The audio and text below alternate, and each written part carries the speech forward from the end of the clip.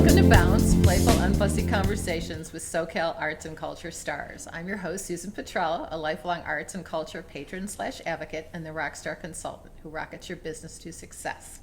Each Wednesday, I'm hanging out with cool, clever, creative individuals. Today's guest is Cameron Taylor Brown. Cameron Taylor Brown is a fiber artist, curator, educator who has dedicated a career to elevating the field of fiber arts through organizational leadership and research. Thank you, Craft America, for that intro. Her passion is to create order out of chaos, to start with bits of thread and create something complex and satisfying where nothing existed before. Cameron is one of 22 artists in Coastline College Art Gallery's new show. It's called California Fibers, Texture and Form, and it celebrates the innovative spirit and tactile richness of the California Fibers Collective, which was founded in 1970, and they're a group of artists that continually push the boundaries of textile and fiber arts. So welcome, Cameron. It's a delight to be here. Thank you for having me. You're most welcome. So why fiber? Let's start with that. Well, I would say the quickest answer is because I love it, but that doesn't tell you very much. So Okay. why do I love Yes, it? Right. Yes. Why do you love it? There are many reasons. I love the tactility of the materials. I love that you have to figure things out because it's kind of like solving puzzles because I'm a weaver. So, so I love that. I love that it's connected to history, to culture. There's just so much about it that I love. And what's interesting is I fell into it completely by accident. Okay. And I think we talked about that a little bit before. And how did that happen? Well, I happened to be a student at UC Berkeley in the early 70s, and I didn't know it, but it was the center of the contemporary fiber arts movement.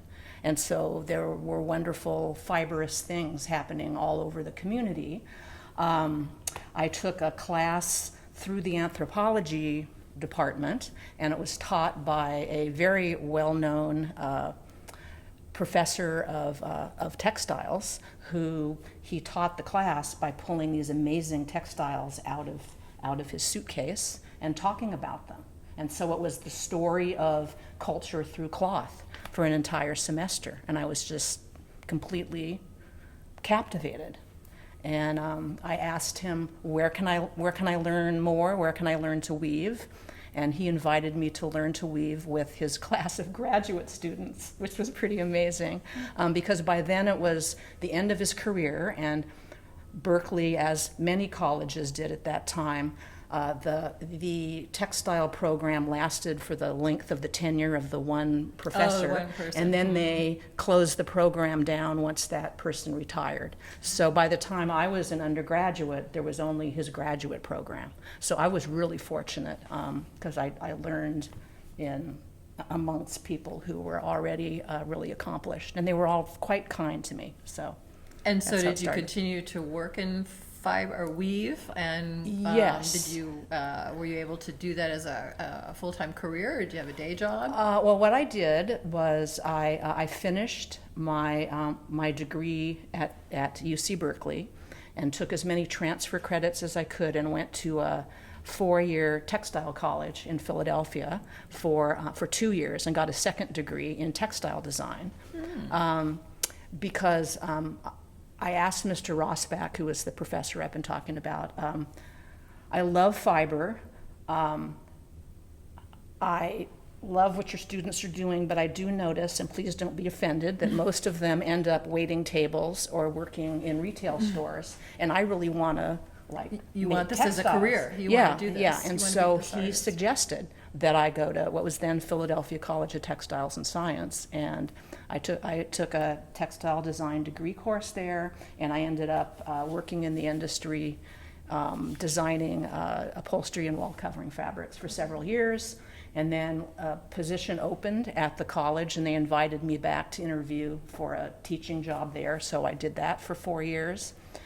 And then my husband and I, because in the meantime I got married, we're both from California, and we just really missed California and missed our families, and it was like, if we're not going to make the move soon, it's not going to happen, so let's make the move. Okay. And so then I ended up finding, the day job, which was I was a representative for several yarn manufacturers for probably over 30 years, but it was seasonal. So I could do a very good job at that, and it earned money, and it used what I knew.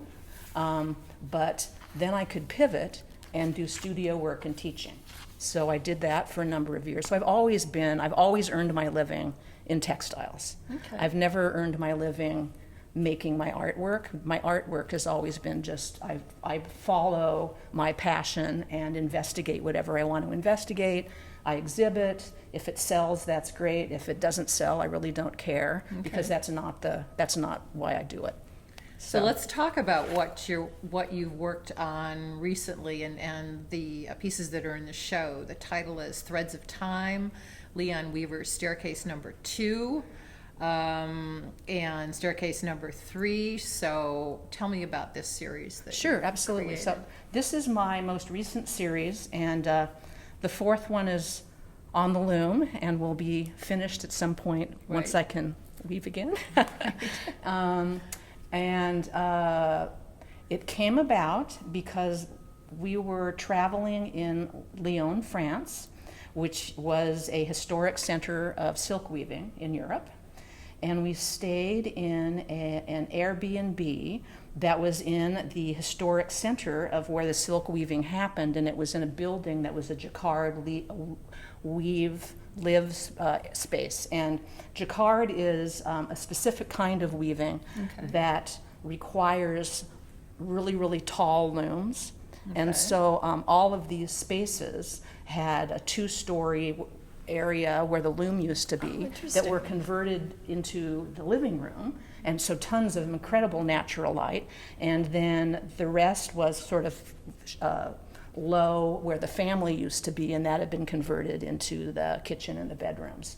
And so it was an amazing kind of adaptive reuse of this old building. But we went up and down 5 flights of stairs, this amazing, but it was a beautiful staircase, and I realized that this staircase had a story to tell because it was the original staircase. And so I began looking at it, thinking about just the history of it and all the families going up and down, and it must have echoed, and it must have just been full of sounds, because it's the sounds of the looms, the sounds of the families. How many looms would have been there at that time, or would they have worked? There would have been at least probably one in each little apartment. But we're talking a 5-story building filled with looms. Wow. So yeah, that was quite a racket, I'm sure. So I took. So you're enamored of the staircase. I was I looked at this beautiful staircase, and I took pictures of it, which I do, and I didn't know if I would do anything with it or not. But when I began reviewing the images from that trip, I just thought, this just needs to be something that I address in my artwork, and so I created this series. And how did each of those, I don't know, what you could call them, paintings or fiber work come about? What's the process? Because you have a photograph, but there's lots of other elements to the piece. So I start with a photograph, and I print it onto fabric. Fabric? Cotton. Well, I have a base fabric that's cotton, and then I have a second fabric that's semi-transparent organza. And so it becomes fabric, and then I actually weave the cotton into the weaving as if it is a weft thread. So it's actually woven into the work, and then so it's that part's kind of tapestry-ish. But then I'm doing woven constructions with yarn all around it as a frame, and then after it comes off the loom, I apply the organza in different areas, and then it kind of creates this kind of amorphous, what is it, kind of extra surface that you can't really necessarily tell, but it adds a really interesting depth, and I would say mystery. Yeah, because one piece is a more close-up of their stone steps, right? Yeah, And the colors in that. Yeah, so the staircase is photographed in several different ways, and in this particular show, I have one overall that I've put into an abstracted image that's looking down the staircase. And then I have another that is a close-up of stairs that looks more abstracted. You wouldn't know it was stairs unless you asked, which you did. So they are, so they are related to each other, but they're abstracted. So. And so I know you have samples to show us later. So do you have like a sketchbook you start with that you started with these, or you just kind of like start? It is, I embrace process, so I do a lot of exploration before I do the actual finished piece. And I'm starting with the photographs. That's kind of the base. And then I do reelings with the different yarns I'm interested in. I do lots of small samples where I'm experimenting with what weave structure do I want, what yarns do I think I want to use. And so that really is my sketching. Okay. And I spend a lot of time doing that, and I brought some to show. And then once I feel that I've asked a bunch of questions and developed a bunch of answers, then I go full width and start actually weaving the pieces. And the title, I had an interesting conversation probably when we first started the podcast with, how you title it. So do you have the title ahead of time, or the title comes when you're done, or in the middle, or It depends. never? It depends. I mean, I knew that because this was about textile history that it would become part of my Threads of Time sort of overarching theme. And then I generally just call them what they are. So it's a staircase in Leon. It's a weaver staircase, so it's Threads of Time. Oh, so very literal. Leon Weaver staircase, and then I number them. So Okay. yeah, that's pretty much. I don't get too fanciful with the naming. And so you work on one piece at a time or several?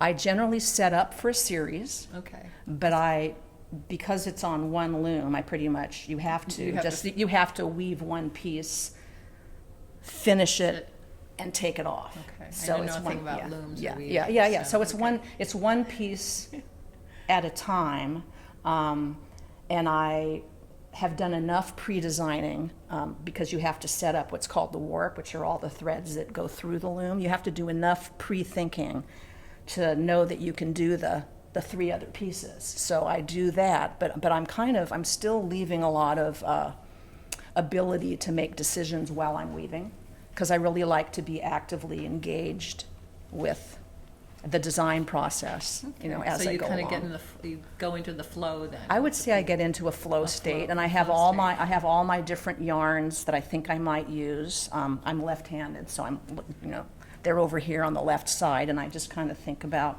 which one I want to use next. So, and then I'll switch over. And what are the threads? What are the threads? I mean, is there a particular brand of thread or yarn that's? There's not a particular brand. I mean, I don't know, what's thread? Are they cotton, or are they wool, or? I mostly work in what are called cellulose fibers, which are cotton and linen. Okay. And linen I love because it's really structural and it has a lot of gist. It's really robust. Okay. Yeah, I like it. And I also am currently quite enamored of Japanese tape. But they're made out of either linen or cotton, and they're flat, which is very different. So I can play off this in the details, this flat surface next to the more rounded surface of a regular yarn construction. And so what I like to do with my pieces is have the imagery be strong enough that it pulls you close, and then I hope that you will get really close and see that there's a lot of detail to look at. I like to reward people for paying close attention. Oh, neat. So, yeah. Besides this passion for fiber and weaving, you also have stayed with the education. Yeah, that's very important to me. That's very important to you. And you created something called Arts Garage. Yes. In your garage. So tell us about Arts Garage. I'm very upfront that it's in my garage. Yeah, so a few years ago, I decided that I wanted to do some more teaching, but I didn't want to do additional travel because most of my teaching involved either driving somewhere or getting on an airplane with lots of suitcases. And I thought I love that to an extent, but not more than I'm already doing it. And so I looked around our house and I looked at our garage, which was loaded with everything that you generally put in an attic or a, we've never parked our cars there. Who does in California? So I looked around and I said, that is 400 square feet of wasted space that I could use. And so I gave my family the 2-month notice to, come and pick up your stuff, or I'll decide what to do with it. And I finished it off and bought 6 little looms and started teaching a weaving curriculum. And now it's really well established, and people find me, and I don't have to do any promotion except sending out an email, and they fill up, and I'm having a great time. So so that's primarily what I do. Yeah. And then on another hand, she's got like a trifecta of interests here. Yeah. You're very active in the textile arts of LA, California Fibers, Fowler. There's primarily three organizations that I'm particularly involved in. Fowler Textile Council. I'm the president this year. I just started, and that's fun because I love working with museums, and it's a cultural history museum basically. So and they have a great textile collection, and I get to work with their curators. I mean, it's fabulous. So that's really fun. And Textile Arts Los Angeles is an arts organization that promotes the textile arts and the creation of community and networking among the artists. And we have great programs, so that's fun. And then California Fibers, I've been a member of for over 30 years, and that's what the group that's having the show. Yeah. So how does it work with the Fowler being the president of this textile council, and do you sit down with them when they create an exhibit around textile or whatever they're? I don't sit down with them when they create an exhibit, but we'll have conversations about programs the textile council might be interested in that's related to the exhibit, or there might be an interesting contemporary show that I might find, and I'll say, this looks really cool. Do you think our membership might be interested in it? We'll have a conversation about that, and then maybe there'll be a walkthrough of that particular gallery. So it goes both ways.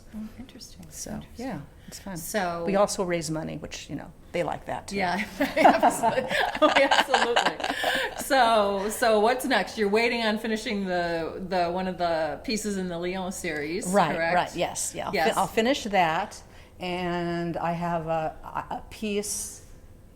Yeah, the Lyon Weaver Staircase #1 is going to be at the Visions Art Museum for an exhibition with them. And where's that? That's down in San Diego, and that opens I believe in October. And is that a fiber show also, or it's a fiber show? Yeah, it's a textile arts museum, so it's a fiber show, but not a weaving show. It's more like this show where it's all different kinds of fiber media, and it's an international juried show. So I feel really honored that my piece got accepted.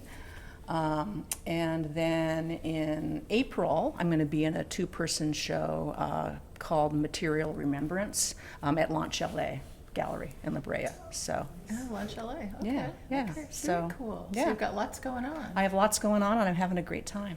Sounds great. Yeah. Well, thank you very much. Yeah, thank you you're very welcome. much for joining us today. So you've made bounce. Thanks. Special thank you to our generous sponsor, Coastline College Fine Arts Department and Art Gallery, David Michael Lee, Director, Curator, Professor, our wonderful producer. Thank you, David. Until next time.